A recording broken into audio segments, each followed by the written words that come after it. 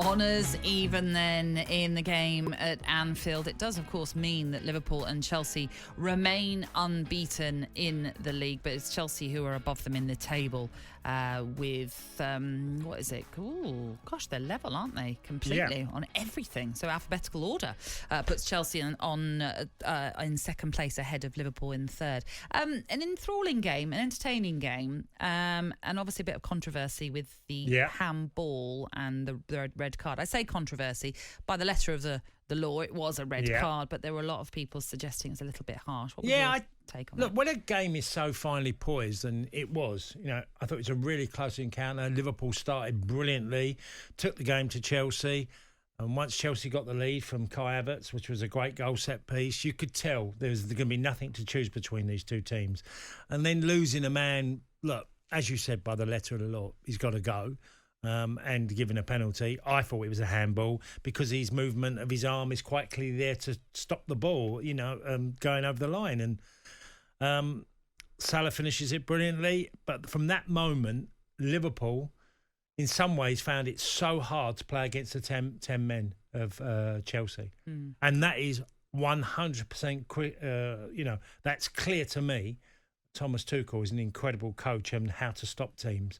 As much as what we talked about Arsenal earlier and very critical with 10 men, this was a performance that even by, it wasn't even that they suffered in the first 10 minutes of the second half. It's actually, as the game wore on, they felt more comfortable, Chelsea. And yet, Liverpool were shooting and taking chances from distance. And that's what they're happy. That's all they that. Could do, though. In the end, wasn't it? If you want to stick one in the top corner, well, go on. Our goalkeeper's not bad, so you're going to have to beat him with some strike. And you've got to. These two clearly will be in the top four for me. I think the one, and that's not a big shout because we expect them to be. Chelsea have spent a lot of money and got an international in every position. I mean, his tactical changes. Bringing on Thiago Silva to put in the heart of the defence. He takes off Kai Havertz, who got the goal and looked like he's really is finding his feet at Chelsea. So bringing on Kovacic for Kante, obviously because he was injured, fitted in perfectly to what the team did. And they just kept funneling in Liverpool to where Chelsea wanted them to go. It was interesting because you're right to mention the changes that he made. Now, obviously, that penalty that they conceded was very late on in that first half. So the substitution of Thiago Silva happened at half-time. When I know we've spoken a lot about the Manchester City-Arsenal game, but when you look back on that red card which Granit Xhaka got in the first half, there was still another 10 minutes or so to go in that first half. And Arteta didn't react in any way. It took until half-time for him to make an impact. Now, would you expect a manager to make more of a reaction impact to try and, I suppose it's damage limitation, isn't it, at the end of the day? But he didn't do that. Whereas, as you've pointed out, with Thomas Tuchel, he made the substitution as soon as it was pretty much possible to do. Well, when these things happen, you're going to get scrutinised, how you react to situations that happen in the game. And Arteta's was far different and fouled completely because City just carried on. It could have been anything. And Chelsea reacted by their manager and made it a stubborn side into a team that just looked like everybody was getting in front of the ball. Everybody was denying space. Liverpool couldn't find a room behind Chelsea.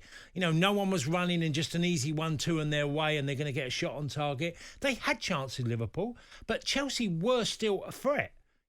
Kovacic had a chance late on, didn't he, when he broke through from Lukaku's pass when they broke. They still offered some sort of threat.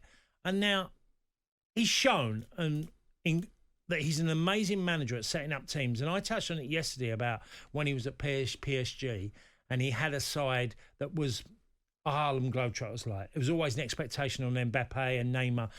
And I think in some ways it didn't suit Thomas Tuchel. I think a team suits him, a team that everybody will run, chase, work hard, good technically. Chelsea have got great players. They really have. Experienced players with great natural talent, plus a desire and hunger.